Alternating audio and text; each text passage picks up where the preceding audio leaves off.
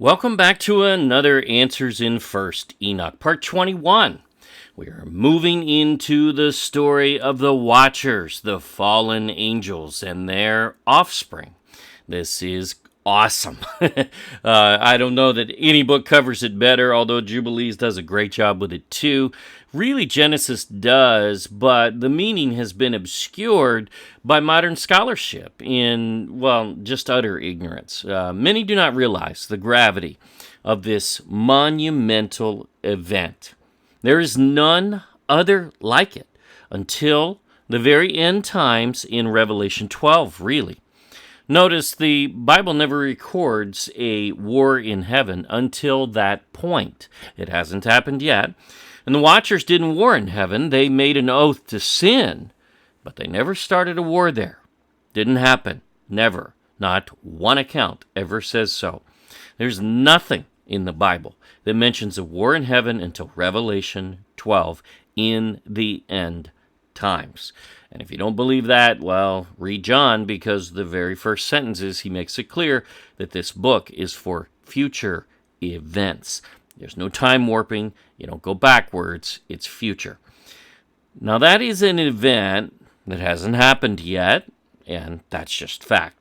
Again, we cover that in more detail in Answers in Jubilees. But imagine, though, today we have one Satan and a bunch of demons, right? One fallen angel who controls a force of demons, which Jubilee says is about 10% of what were there at the basically culmination of the flood. Yahuwah left 10%. He locked away 90% of the worst, according to Jubilees, and the rest were imprisoned. Watch Answers in Jubilees, and you will also find this narrative of the Watchers there, but Enoch goes into far greater detail here.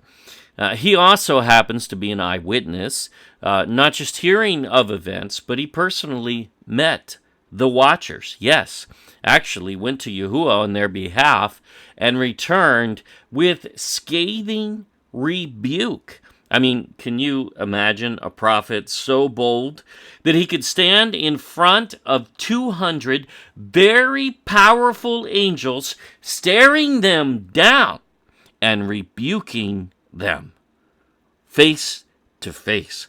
Wow. See, before the flood, there were 200 Satans. Yes, that's what Enoch actually uses that term. Satan, the word, is just adversary. It's not actually a name. Many confuse that. And there were 200 adversaries, fallen angels. Imagine that.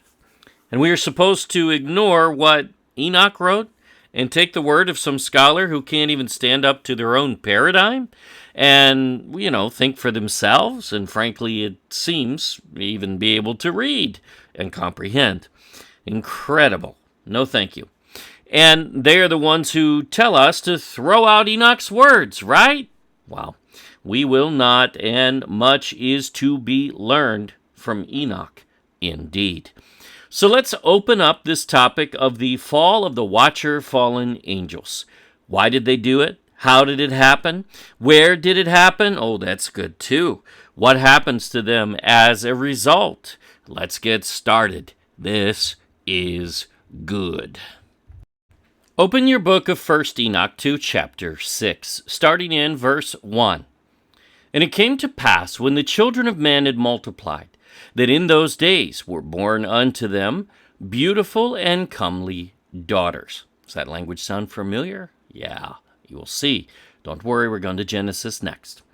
Verse 2, and the angels, the children of the heaven, those would be called the B'nai Ha-Elohim, the sons of God in English, used there, which is actually only used 4 times in the Hebrew in such a sense, but we'll get there.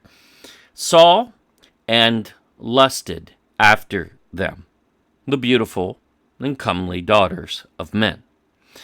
So you have sons of God, daughters of men. Got that? Okay, we'll go there into that further. And said to one another, Come, let us choose us wives from among the children of men, and beget us children. They wanted children? Oh, this is not good. Understand, First Enoch was written long before Moses lived. And what is Moses doing? Literally, almost word for word, his account is First Enoch here. Now, this is interesting. It's fascinating. So, look at the wording and match it up to your book of First Enoch. In fact, read it while you're watching this on screen. It's fascinating to notice the similarities. And it came to pass, when men began to multiply on the face of the earth, and daughters were born unto them, that the sons of Elohim, angels, B'nai Ha-Elohim, it's only used 4 times in Scripture. We've covered this in our Nephilim video in Jubilees in detail, so go watch that there. Don't try to argue with that here, or you will be muted. Our channel, our rules. We are well aware what seminaries teach. We've been there. And it is wrong and illiterate when they say that these are the sons of Seth. No, they're not. It does not say sons of men. It does not say sons of Adam. It does not say sons of Seth. It says sons of Elohim. And again, in Hebrew, B'nai Ha-Elohim specifically leads to only 4 accounts. The other 3 are powerful angels from the council of Elohim. And these are 2. And again, it's not like we don't have both Jubilees and First Enoch to affirm Genesis and its meaning here. And this is the problem with modern scholarship. They make themselves incredibly stupid because they can't even read these 2 books for historical context. And it is dumb. So daughters of men would marry the sons of men, right? I mean, that would be the normal. And that really wouldn't be much of a story, would it? I mean, there'd be no need to really even mention it, other than just say, hey, they were marrying, and go on. But this doesn't go on, not in Genesis. This narrative especially, not Yahuwah's response especially. It is one of the most inept views in modern scholarship, and it has always been uneducated. Completely. I don't care if they're a doctor or if they have a master's. Master of what? If they can't read something as simple as this in Scripture, they are master of nothing. They need to give their degree back. Or write on there of the occult, because it's probably a little closer to what they're master of. They saw the daughters of men, that they were fair, beautiful, and comely, right? Just like Enoch just said. Exactly. And they took them wives of all which they chose. However, Yahuwah responds immediately to this in the next verse, in Genesis anyway. And if it were merely men taking women as wives, this would be ridiculous. I mean, what a thought that scholars would even suggest such so stupidly. They will never understand when they're stuck in this paradigm. They'll blame an angry God for the flood. And then when our Elohim is just and holy, and he was actually saving mankind, the true story here, from the destruction, well, that just undermines the entire Bible, just as 2 Peter warned. He called it willing ignorance. Those are his words, and they're very good ones. And Yahuwah said, my spirit shall not always strive with man, for that he also is flesh, yet his days shall be 120 years. Why? Because he woke up one day and decided, nah, I'm bored. Why not just remake the earth and kill everybody? Yeah, that sounds like fun, right? Wrong. That's a ridiculous way, and if that is your God, scholars, then you go worship that God of destruction, because that is not the God of the Bible. It is not the Elohim that we worship. He is compassionate in the Old Testament, just as much, if not more so, in a sense, than the New. And it's ridiculous for anybody to say, oh, the Old Testament God was a God of wrath, but the New Testament God, didn't you read Revelation? Really? I mean, really? And you call yourself a scholar? You should all be fired. Sorry, but that's the truth. Now, before we go any further, let's go ahead and address those comments already typing, right?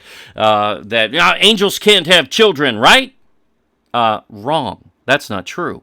That's not what the Bible ever says. Here is what they will use completely out of context in misunderstanding. Matthew 22:30, Messiah said, "For in the resurrection they neither marry nor are given in marriage, but are as the angels of Elohim in heaven." So the angels of Elohim in heaven do what? Well, they don't marry. They don't have children. Angels actually weren't made to have children. Understand that. Mark actually has the same account, but it renders it this way. Let's read it. "For when they shall rise from the dead," all right, that's believers in the end, "they neither marry nor are given in marriage, but are as the angels which are in heaven." Now, by the way, you do remember that we get new bodies, but we're still human, right? So, does that mean we can't procreate if we wanted to? Well, we could, but it would be sin in the presence of Yahuwah. In fact, you would die. That's just the fact. Look at Mount Sinai, read the account, and it's very clear that men were not to go into their wives for at least 3 days prior to the presence of Yahuwah, the full physical presence coming down. And see, we're going to live in that presence in the end times, after the day of judgment. So what is Messiah saying here? Well, angels in heaven do not mate. They don't have children. They don't procreate. They're not supposed to. Does he say they can't? No, not even remotely. Now, we know angels can take human form, and when they do so, an angel can do everything a human can do.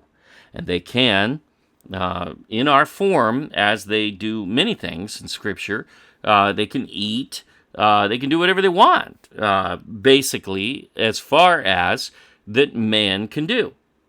They drink, everything that we can do in the flesh in that form, so can they. Are they supposed to do everything? No.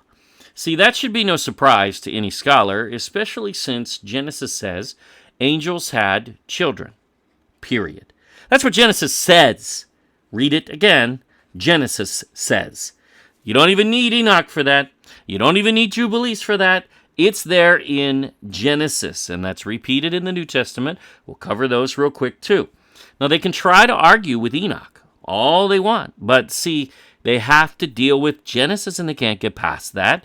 Oh, and here's the New Testament. Let's check it out real quick, and then we'll move on. Let's start with 2 Peter chapter 2, verse 1, because this is just too good to skip. But there were false prophets also among the people, even as there shall be false teachers among you. Yeah, the kind that are teaching you that there were no angels mating with women. Yeah, those are false teachers. Sorry, they just are. Their doctrine is wrong as far as the Bible is concerned.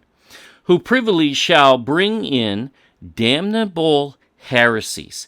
Why? Why is this such a damnable heresy in this particular segment? Well, the reality is, if you do not place the blame appropriately with the Watcher fallen angels and the Nephilim, which brought Yahuwah's response in the flood, then you are accusing the Creator of killing off His own creation for no good reason. You are calling Him an unrighteous, hateful God. Now that's reality. And you just can't do that because Scripture is so clear. It's so abundant. It's amazing.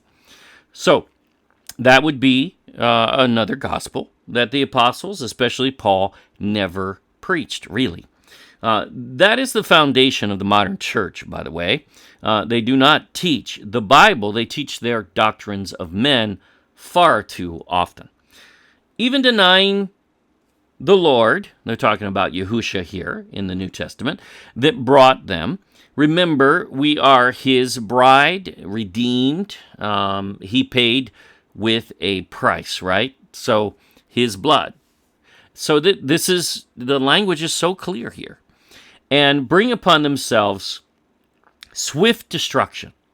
And many shall follow their pernicious ways. Yeah, 1.5 billion people and call themselves Christians, yet most of those are not.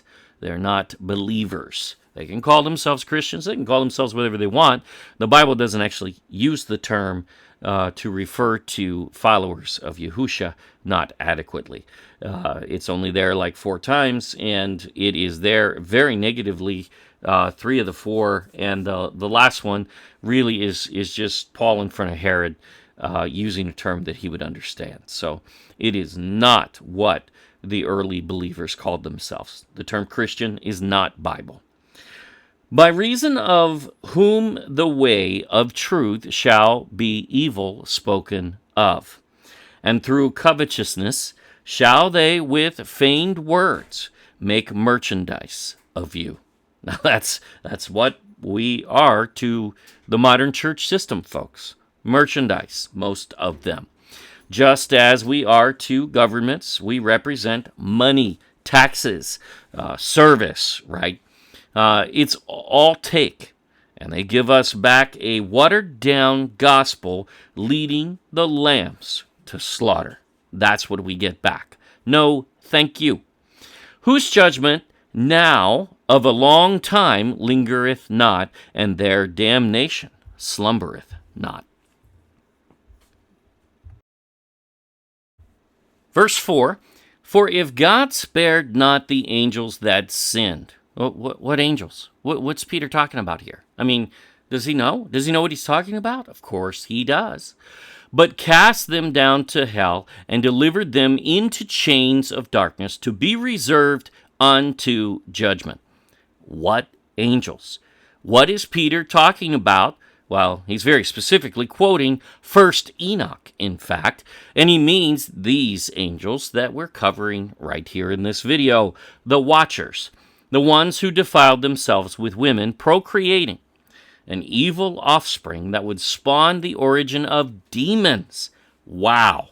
Yeah, many try to blame Yahuwah for that too. He did not create demons. And no, there is no Lilith in the Garden of Eden, a succubus demon that existed, 5 generations before demons even existed. These guys don't know how to tell time at all. Talk about the worst evil the world has ever seen to date. Think about that. This is it. That is why Yahuwah responded in the next verse in Genesis 6. There was time, but still, with the flood to replenish the earth. And spared not the old world, but saved Noah, the 8th person. See, that's a story. The story is one of, what's the word? The gospel of grace. That's what this whole story is about. If you're telling the gospel of grace and you're not using the story of Noah, you ain't telling it. You're telling something else. You're telling a hollow account because you're missing one of the most important of all time. Really although Adam and Eve, certainly the same. Because remember, Yahuwah forgave them. Hello. So, but saved Noah, the 8th person, because there were 8 people on the ark, we know that, a preacher of righteousness, bringing in the flood upon the world of the ungodly. So clearly, this is talking about Genesis 6, right? I mean, that's there's no doubt about that. The time of the flood. It's those angels that sinned and no other. There is no confusion here, and there's no confusing who this is, especially not with Enoch and Jubilees fully affirming Genesis in this. And this is why we need Enoch and Jubilees, so we can make sure that they're teaching Genesis properly, because, my friends, they are not. We've corrected so much already, and much more coming, even in this series. Jude 1:6 also goes there, so the apostles taught this same doctrine. Realize that? This is what the Bible was teaching. This is what the temple priests taught. Yes, they taught the doctrine of the Nephilim as the sons of angels and human women. That's what the actual temple priests taught. That's in Jubilees, it's in Enoch, but it's also in their local writings. If your church does not, well, they're preaching another gospel. Paul and the apostles never preached. Let's be clear. And the angels which kept not their first estate, who were they? They are the watchers. But left their own habitation, he hath reserved in everlasting chains under darkness unto the judgment of the great day. And Peter and Jude are doing what here?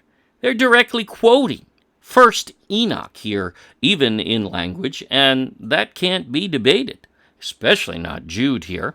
And then Jude goes on later to actually say, as basically it was prophesied by the prophet Enoch, and he's quoting Enoch's writing in First Enoch verbatim. I mean, I know they try to say, that maybe that was some other book somewhere. Well, yeah, and maybe you're just dumb that you can't read, but unfortunately, we're just going to shove you aside because your opinion obviously has no weight, and brand that you certainly are no scholar there. So let's call them what they are. Back to Enoch now. Back to chapter 6, verse 3. And Semyaza, who was their leader, said unto them, I fear ye will not indeed agree to do this deed, and I alone shall have to pay the penalty of a great sin. And they all answered him and said, see, they declared they did this knowingly, they knew exactly what they were doing.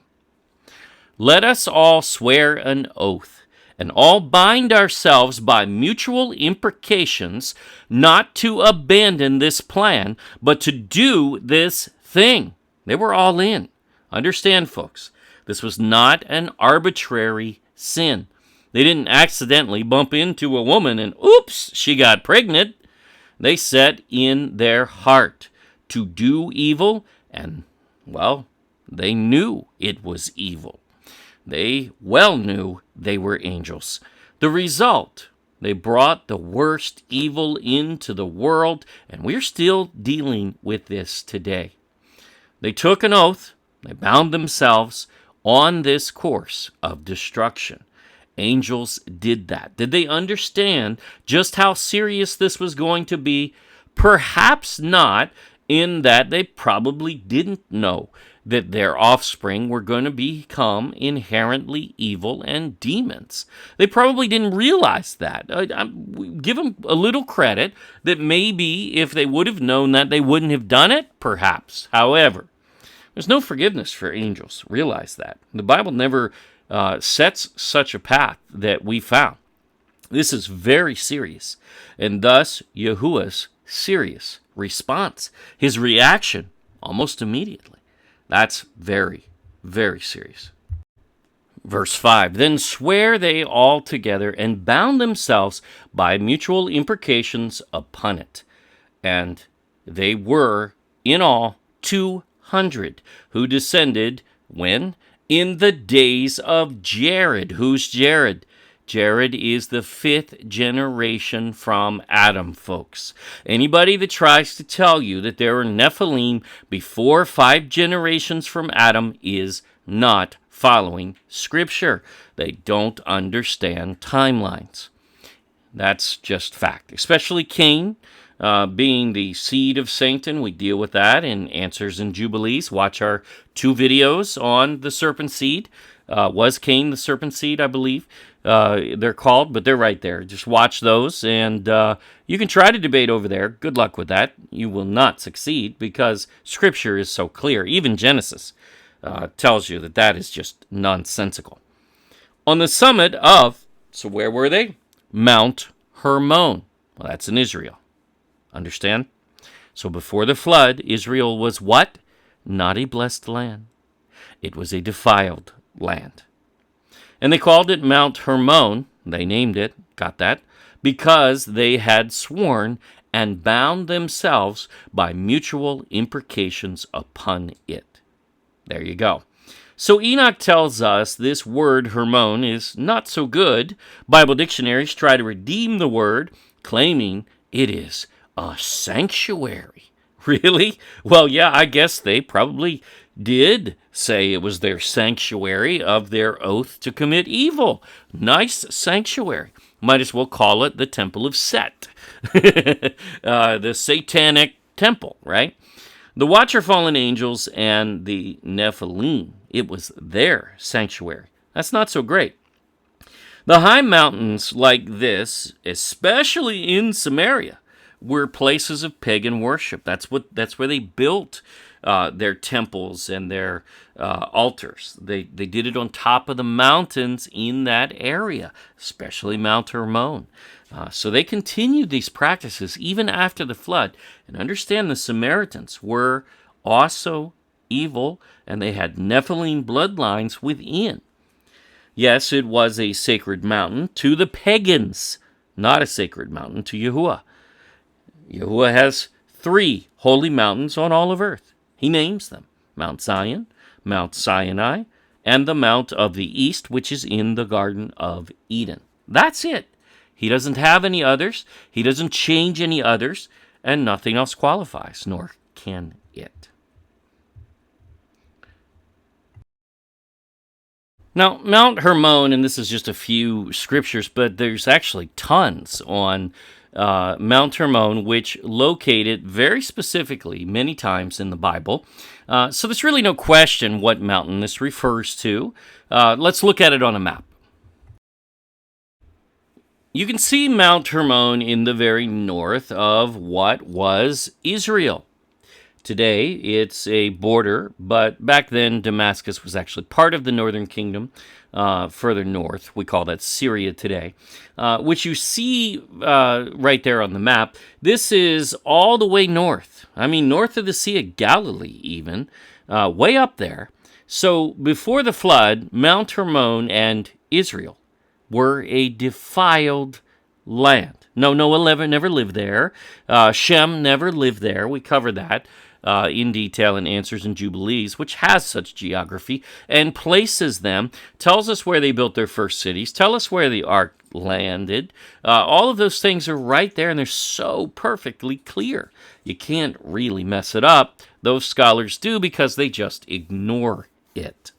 So before the flood, Mount Hermon and Israel were defiled, ground zero, where the watchers fell and procreated Nephilim. Not a good area at all. Israel was not the great blessed land before the flood. No, and it's not today either. This is why this became a Nephilim stronghold after the flood, because to them they were home. Understand that. Canaan, of course, stole the land, and Nephilim flooded in because Canaan was cursed, and they well knew that they could. Now, we all know there were giants in the land. When Israel entered the Promised Land, they sent the spies. Joshua and Caleb, of course, had a different vision of things.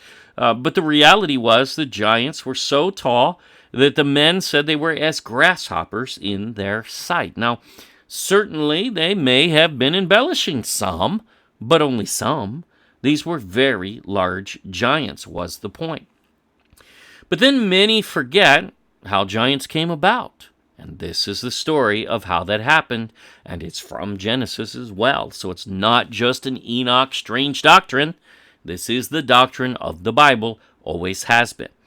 They are the offspring of the Watchers. There's a book out there called Reversing Hermon by Dr. Michael Heiser. Very good book, worth reading.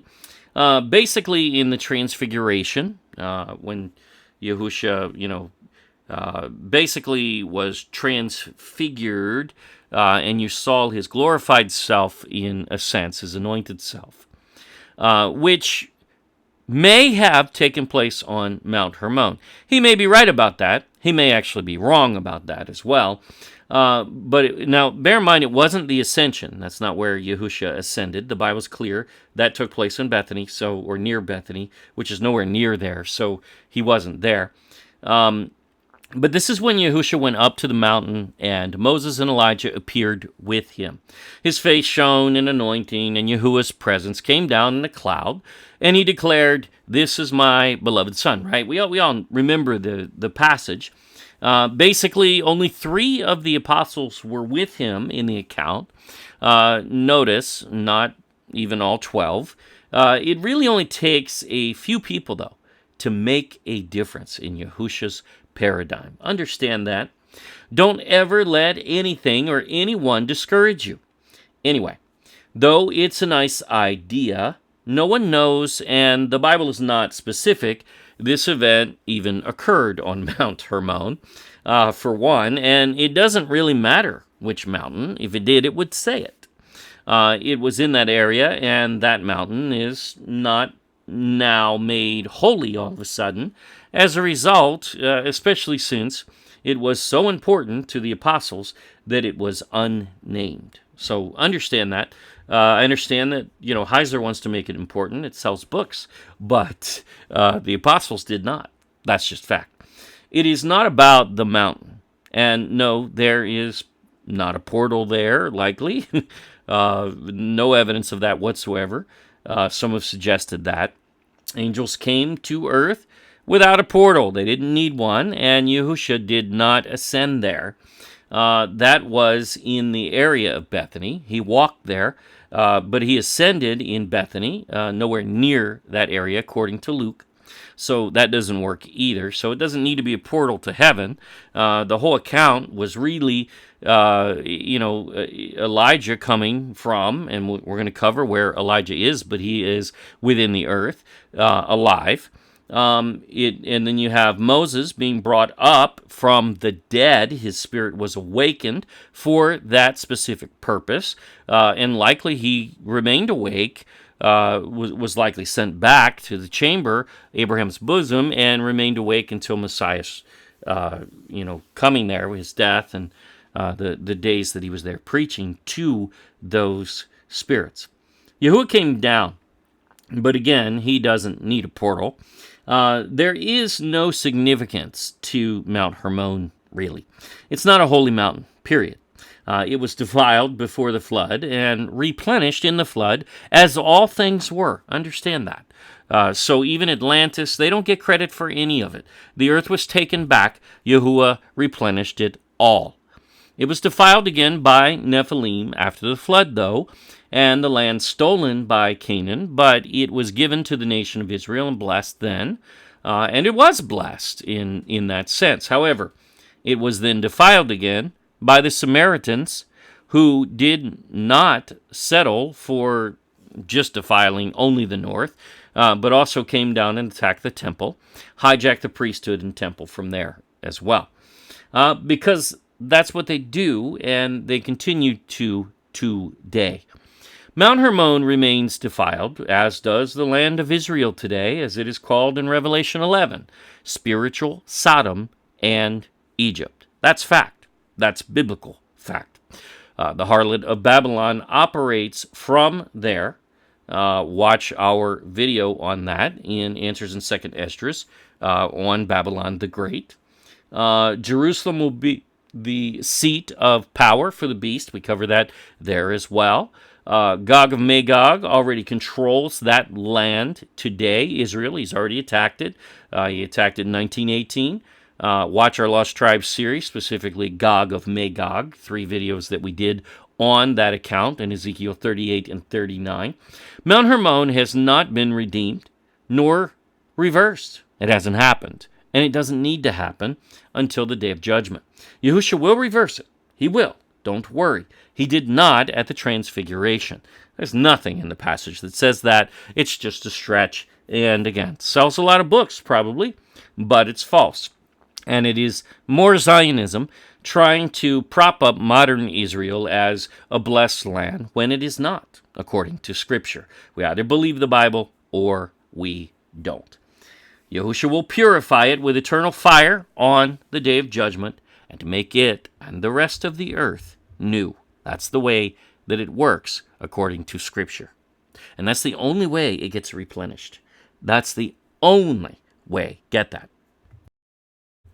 Verse 7, and these are the names of their leaders: Semiazaz, their leader, Arakiba, Ramiel, Kokabiel, Tamiel, Ramiel, Daniel, Ezekiel, Barakiel, Asael,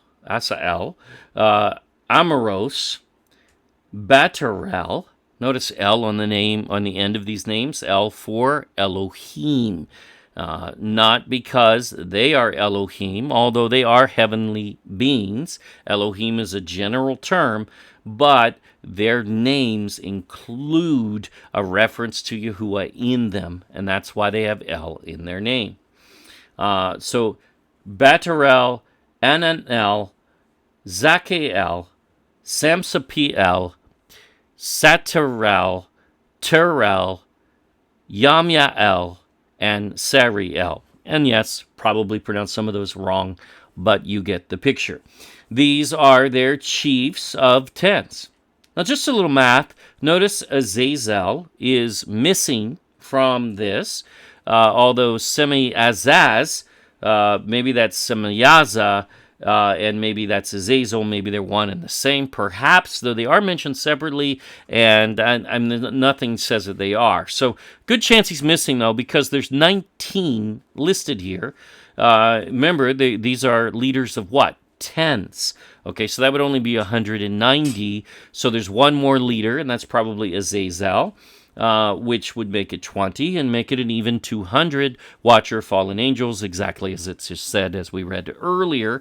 20 leaders over 10 each, essentially. Let's fast forward to chapter 13 for a moment. I want to show you something here. This is really fascinating. Again, in terms of geography. Enoch met with the watchers near Mount Hermon. They were still there at that time. So they remained there. That was pretty much their headquarters, or at least one of them.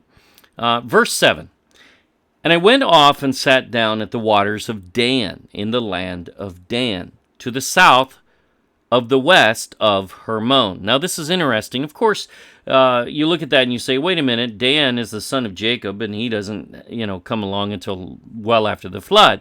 That is true, and that is fact. However, Enoch knew of the 12 tribes of Israel. He knew of what Israel was going to be all the way to Messiah and all the way to the end times. So he well knew the name and what his territory would be, and likely that's what he's doing there. Some try to draw on the map just barely southwest, and then there's Dan, but that's not right.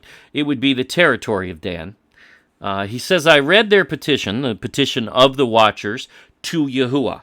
See, he's going to take it to Yahuwah and allow their case to be made. Till I fell asleep. So it must have been a long one. So what else, though, is southwest of Mount Hermon? Well, if you really look at it in the proper perspective, it's in the territory of Dan, a Nephilim territory.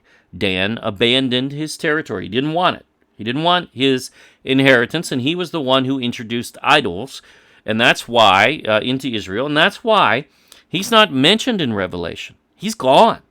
And the reality is, even in our age, the tribe of Dan may be wiped out completely at this point.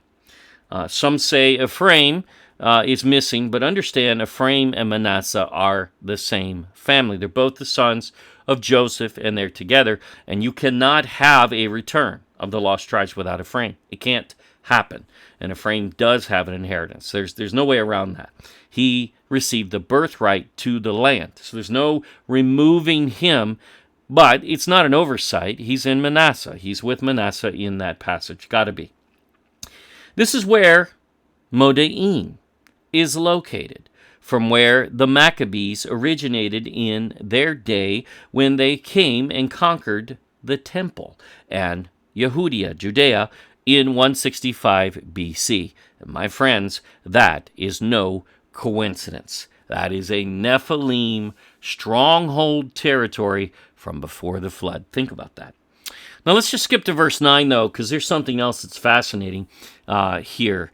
And when I awaked, I came unto them, and they were all sitting gathered together, weeping in Abel's jail, which is between Lebanon and Sneezer. Okay, now, with their faces covered. So what was their response to Yahuwah's judgment? Was it war? No. They were afraid. They were cowering. They knew that their judgment was severe, and they knew that Yahuwah was the only Elohim, and that they could not challenge him if they wanted to. So there was no war in heaven. There's no war at all. They cower. They're in fear. So before the flood, this area was named by the Watchers. Understand that, just as Mount Hermon was, according to the account. It's their territory, so no surprise. And they call it, oddly, this particular area, Abel's Jail? Well, that's interesting. Is this a place, and I'll just speculate a little because we don't know why they named it. It doesn't say. But is this a place where man was imprisoned by the Nephilim? Don't know, but likely. Is it even worse? Is it a breeding ground and code for Nephilim? Not sure, but maybe. Could it be this is where they were manipulating the DNA of mankind? Absolutely, very likely. What a telling name, though. Thought that was fascinating enough to mention it in this video. So let's go back to chapter 7 now. Now let's go to chapter 7, verse 1. And all the others together with them took unto themselves wives, and each chose for himself one. Gee, sounds like Genesis. And they began to go in unto them, and to defile themselves with them. See, their procreating, their mating with human women, was a defiling period. It was sin. They're not supposed to do it. They could do it. They did do it, but they're not supposed to do it. And they taught them, well, they didn't just stop there. Get this, charms and enchantments and the cutting of roots, and made them acquainted with plants. That's witchcraft, essentially, and sorcery. Here's the origin of that. Right there it is, right there. In all of history, the origin of witchcraft goes back to the Watcher fallen angels. That was their doctrine. And we're going to cover more in the next video, but this is just one. Verse 2, and they became pregnant, and they bare great giants. Well, Genesis says the same thing, whose height was 3,000 ells. Oh my! 3,000 ells. That sounds like, wow, that must be a mile into the sky, right? Well, that's not exactly accurate. We'll talk about that. So the women became pregnant and bore not just giants, but great giants. Understand the language there. So they were very great. They were very large. Now, many really hyper-focus on this. Their height was 3,000 ells. What is an ell before the flood? You don't know? Well, guess what? Neither does a single scholar, neither does a single person on all of earth, no one. We've read so many accounts on this, and they go in all kinds of directions, and ultimately they just go right back to the basically fairly modern European use of the word ell. It's a measure in Europe, but they apply that measure. Well, that's just ignorance. We don't know how they applied it prior to that, prior to the flood. That's really backwards reasoning. All we know is Enoch here says they were really huge. That's it. And they were. Were they 450 feet tall, as some suggest? Well, even the Greeks record ancient titans that were super large, no doubt, but not necessarily that tall. They didn't need to be. We have no unit of measure. That's the reality. And Enoch is not saying they were 1,000 feet tall. I mean, people that do that, they're just here to ridicule. And they're not here to find the truth. And we find that many times here on this channel, but not just on this channel. You'll see this. People try to cover this book, and they really mess this up. And they really fabricate it because they don't know what an L is. We don't know what it is. You don't know what it is. None of us knows what it is. So we have nothing to compare the measure, period. Now, others will really stretch this figure to ridicule Enoch. That's what they're doing, saying it must mean these were thousands of feet tall. I mean, they'll go even that far. But again, no such definition of this ancient measure is accurate. We have none. We have no way to confirm it. None. The thing is, Greek mythology is actually Nephilim ideology when you read Enoch, because their gods are the Watcher fallen angels, and their demigods and the Titans are the Nephilim. It's that simple. I mean, you can really make that direct correlation very easily. So literally, the Greeks are literal Satanists. I mean, the Greek pantheon is the opposite of what they're saying it is. Their gods are not gods; they're fallen angels. Their demigods are not part god; they're part fallen angel. They're evil inherent.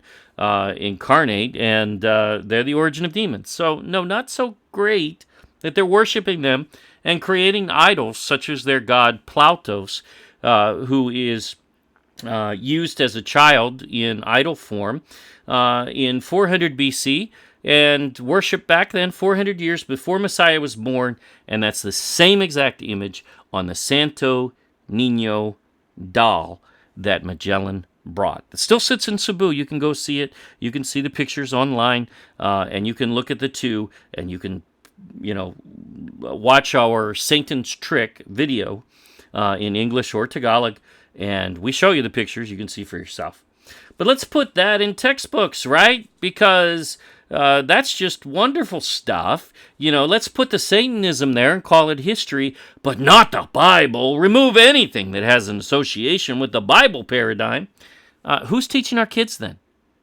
Well, that would qualify them as Satanists. Ultimately, I'm not talking about every teacher, but I am talking about those at the top who have set such curriculum, especially being so stupid to even suggest to remove one of the most ancient documents of all time, really the most ancient in true history, if you understand it. We cover that in the introduction of this book. Then, just ridiculous to ignore the biblical paradigm completely and then claim that you're anything but a Satanist, because that's pretty much what they become, whether they like it or not. They are occultists. Why? Well, Nephilim would and clueless occultists, and well, folks, that's who runs academia today, because that is their thinking. If they're teaching like Nephilim, if they're acting like Nephilim, let's see, if it walks like a duck, if it quacks like a duck, well, it is well, you got it. So, but wait a minute, that is unthinkable, right? Well, there's no way these were giants, right? I mean, they couldn't be really giant. I mean, not really, that can't be true. Well, some scholars are just dumb enough to attempt that. But, see, their problem is they can't even get past Genesis, which says they were giants. Let's see. Let's go back to Genesis 6, reiterating verse 3 to start. Let's start there.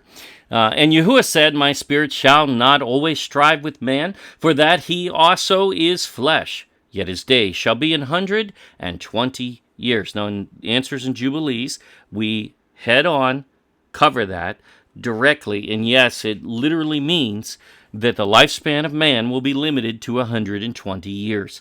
And that's happened, folks. Just look at the oldest people today.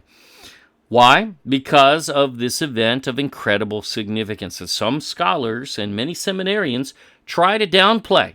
Well, they're fools. But they weren't giants, right? Well, let's keep reading. There were giants in the earth in those days. Hello, can we read at all, scholars? That's the days of the flood. That's what that's talking about there. And also after that. So, in other words, also the giants are there after the flood, according to Genesis 6. So no one should be surprised the Nephilim found a way to survive the flood. Not en masse, not the Titans, they're gone, they didn't survive, and the most evil, gone, but they do have a legend of one surviving on an ark that the Watchers copied because the angels went and saw what Noah was doing, and they copied the specs, basically. Again, no surprise, and if you watch Oops, Did Ron Wyatt Find the Nephilim Ark? Ooh, That's a good one. Watch it. When the sons of God, now that is angels, period. B'nai ha Elohim is the Hebrew term, again only used 4 times, always angels of high authority. It's not men, or the term would be, well, men, duh, right? The sons were not of men, they were of angels. The daughters were of men. And they bear children to them, again, just like Enoch, but not just any children. What does it say? The same, the children that they bore, became mighty men, which were of old, men of renown, which were, well, it just told you, giants. They were the mighty men of renown in ancient Greek lore, mythology, the Titans especially, the demigods, which are the same as they are half angel or Elohim and half men. So even the claim actually is not necessarily inaccurate. It's bad, it's a poor way to look at it, but not necessarily inaccurate, wholly. And Elohim saw that the wickedness of man was great in the earth. Well, now that you introduced demons there, fallen angels, good job. And that every imagination of the thoughts of his heart was only, you hear this language? Evil, continually. Now this is a direct reference to the Nephilim especially, because this is what they are, they're demons. Their spirits don't belong, they don't receive Yahuwah's spirit, they are an abomination to even exist at all, and they were manipulating mankind, turning them into something else, altering their DNA, in fact, convincing them, saying things like, the great Elon Musk, that we must enhance ourselves to keep up with the AI, the artificial intelligence, because if we don't enhance ourselves and our children with, computer technology, then we won't be able to keep up. Well, how stupid are you there, Elon, for creating something that can surpass man and you can no longer control it? You're stupid. That's what you are. Let's call you what you are. Quit doing what you're doing. It's dumb. And this is the origin of demons. And this is the thinking that brought about this whole thing. This is Nephilim ideology. The founder of Facebook thinks like a Nephilim, may actually be one. Who knows? At least in part in bloodlines passed down many generations. So not pure, but still, same thing. Verse 3, who consumed all the acquisitions of men. And when men could no longer sustain them, wow, think about that. They were using men basically as slaves. They weren't eating them yet, not according to this, because they'll get there, don't worry. But they were using men to get them food, probably in farming, hunting, etc., any way they could, everything. But men could not get them enough, it seems. That's what the passage is saying here. They couldn't sustain them, so they couldn't get enough food. See, the earth was not made for giants, and especially not titans. No way. They are an abomination, and they don't belong, let's be clear. But even physically, they just shouldn't be. They have bloodlines that still survive to the end times, though. Remember that. Verse 4, the giants turned against them and devoured mankind. See, they were still hungry, and now they turned on man, and they ate men. They were manipulating mankind in DNA and in procreation, yes, but that wasn't good enough because every imagination of their heart is evil continually. Understand that. And they, when you look at things that happen today and you say, oh, but that's inconceivable. I can't believe that anybody would do that. Right, because you don't understand who the enemy is. This is it, right here. Their thinking is inherently an evil incarnate. That's all they think about is evil. That's all they can think about is evil. Understand that. So basically, they turned on men, began to eat them, and oh, how about that wonderful golden age when Grandma just got run over by a reindeer? These giants ate her. What a nice age to invite back for mankind. Anyone begging for such, and they do in academia, is utterly ignorant of what they ask, and completely stupid if you ask me. So man still wasn't enough as food, though. So, verse 5, and they began to sin against birds and beasts and reptiles and fish, and to devour one another's flesh and drink the blood. Now understand, we have these bones that scientists tell us they put together, and they claim that they are these strange, what they call dinosaurs, a new term created in the 1800s, never existed prior to that. So the term is fraud, even in that essence. There are dragons, is what they were called in history, historically. Why would they change the name? That would be a really good question, but usually because they want to commit fraud. So if you think about especially the large beasts, the reptiles, fish, the birds especially, these were being manipulated, and the giants were procreating with them too. Okay? They were killing them, they were eating them, they were devouring them, but they were procreating with them. And this is likely where many of the dinosaurs came from, especially the main qualifier, all animals before the flood were vegetarian. So literally, if you see an animal, a dinosaur, that was a meat eater, then that was likely a Nephilim manipulation, a hybrid of sort. Although it literally could not look anything like what they put together, because they have no clue. They'll find one foot bone and say, oh, this is a Tyrannosaurus Rex, and it would have looked like this. Really? Based on what? Did you know that the actual skeleton of a Tyrannosaurus Rex scientifically would collapse on its own skeleton, and he wouldn't be able to breathe, probably? I mean, so they may not even literally be accurate with any of that, but it doesn't matter, because the point is they were hybrids. They were Nephilim, especially the T-Rex, who was a meat eater, supposedly, so that would definitely put him there. So then the earth laid accusation against the lawless ones. Wow. Imagine that as a title. Notice the language here. The lawless ones, that means the men of sin, essentially.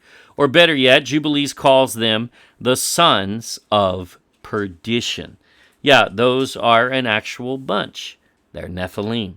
When Paul calls the beast the son of perdition, he means he will have Nephilim blood literally. No, Paul was not calling himself the son of perdition, and that illiterate communist channel must be, well, the very dumbest on YouTube. Okay, we're starting to heat up again. This is fascinating, and the story is only beginning. Much needs to be understood about the Watcher fallen angels, their children, the Nephilim. This is crucial. This is critical. This is very important. I know there are those, oh, but it's not about my salvation. Well, if that's all you're about, you have never read the Bible and you don't know it. Your salvation is not what the Bible is about. Your salvation is defined as relationship with Him, and you need to know things like this. And you need to know your enemy, especially, or my people perish from lack of knowledge. What's that, Hosea 4:6 or something like that? Evil incarnate, these Nephilim, the origin of demons. This event was incredibly significant, and many churches, well, they just ignore it. Those scholars have their fingers in their ears, and they won't even hear it. They simply are incapable of learning and growing, and that's sad. We will all far surpass them, and they will be left behind in the age of increasing knowledge in which we live. What did they teach mankind? This will be good. What happens to them and their children? Why does this play out to the end times even? Oh, we're going to get to all of this and more.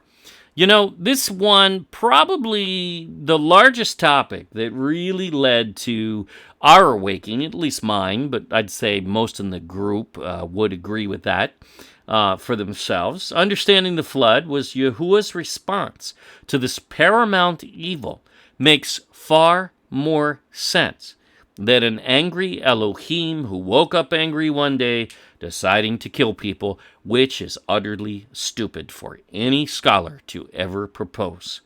The problem, much of the church has no other answer for the flood cause. which is extremely sad. And that's why they're losing many, many, especially young people today, because they want answers, and they're not getting them in the church. Many of us are awakening, though, and we see this regardless. We have over 400 videos on this channel, one for every day of the year now, many just as profound, with some 50 or so in Tagalog for Filipinos, and now 6 in Spanish to start. We also have been setting up subtitles for 20-plus languages for most of our videos. Don't forget to like and subscribe, and click the bell for notifications of new uploads. Join our email list, as YouTube fails to notify often, and we will notify you ourselves at thegodculture.com. Just fill in the pop-up there. We now have alternative platforms for videos on Rumble, Odyssey, and Utreon. And our new podcast is also available for all of our videos pretty much as well. All links in the description box. Friend us on Facebook at The God Culture _space original. If you prefer an alternative, we now have Parler, link below. We now have 6 books published internationally, being read in over 100 countries. With our new release now available, the first book of Enoch, the oldest book in history, and we prove it. Just read the introduction of that book, and you'll see for yourself. And then go test it. We dare you. We also have now launched Ophir Philippines Coffee Table book in the US, Canada, UK, many overseas markets on Amazon. And it's available there in hardcover or softcover. Additionally, we launched the Book of Jubilees, the Torah calendar, with color maps and interior, as so many had requested overseas. We already have it. The maps are in color in the Philippines, no problem. But that too is available in hardcover in color, or softcover in color, and also still in black and white on Amazon overseas if you wish. The book of First Enoch is also available in those same 3 formats. All books, including Solomon's Treasure, are now free in eBook. Yes, folks, our content is free. Just go to ophirinstitute.com for all the links for your area. For all of our books, more coming soon. Thank you for watching. Now, always remember, prove all things for yourself. Yah bless to everyone.